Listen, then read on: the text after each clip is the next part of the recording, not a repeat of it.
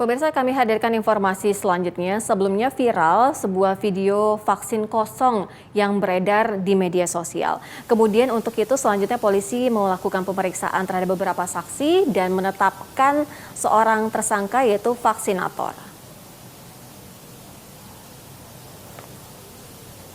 Polres Metro Jakarta Utara menetapkan vaksinator sebagai tersangka. Petugas juga masih terus melakukan pengembangan atas kasus ini.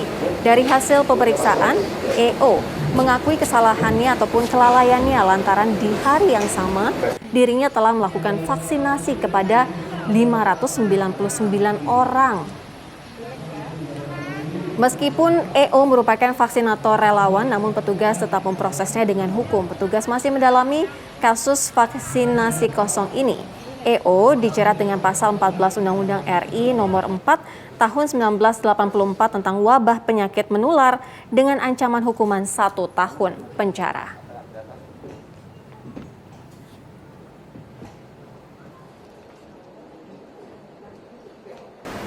Dilakukan pendalaman oleh teman-teman reserse Polres Metro Jakarta Utara dan berhasil mengamankan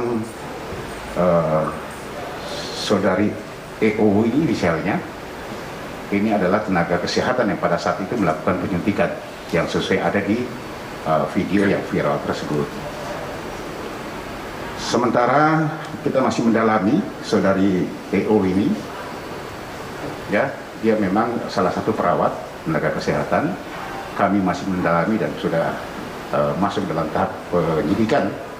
Pemirsa, Polres Metro Jakarta Utara telah menetapkan seorang tersangka yaitu vaksinator dalam kasus yang dimana vaksin kosong. Informasi terbaru akan disampaikan oleh rekan kami Anggia Eboni yang saat ini berada di sana. Anggia, bagaimana dengan informasi terbaru dari sana setelah penetapan vaksinator sebagai tersangka? Iya, selamat sore Sira dan pemirsa. Hari ini pihak kepolisian sudah menetapkan status tersangka terhadap seorang tenaga kesehatan berinisial EO karena ia dinilai terbukti lalai melakukan vaksinasi COVID-19 kosong terhadap seorang anak di Pluit, Jakarta Utara pada 6 Agustus lalu.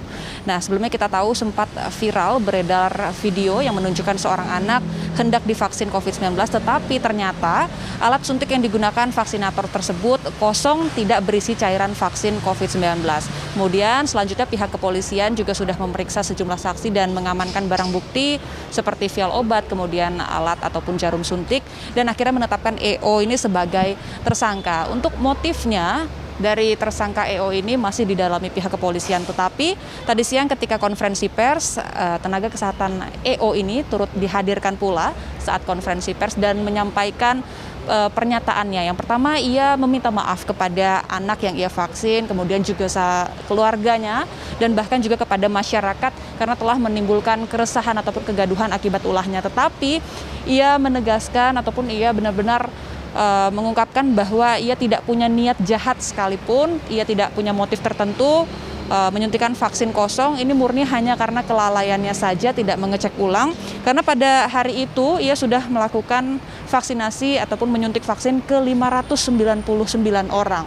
Jadi ini murni karena kelalaiannya. Perlu diketahui juga bahwa EO ini sehari-hari merupakan seorang perawat di sebuah rumah sakit, tetapi ia juga terdaftar sebagai relawan, jadi secara sukarela membantu acara-acara vaksinasi massal. Nah, dalam kasus ini EO ditetapkan pasal atau dikenakan pasal 14 Undang-Undang nomor 4 tahun 1984 tentang wabah menular dengan ancaman hukuman 1 tahun penjara.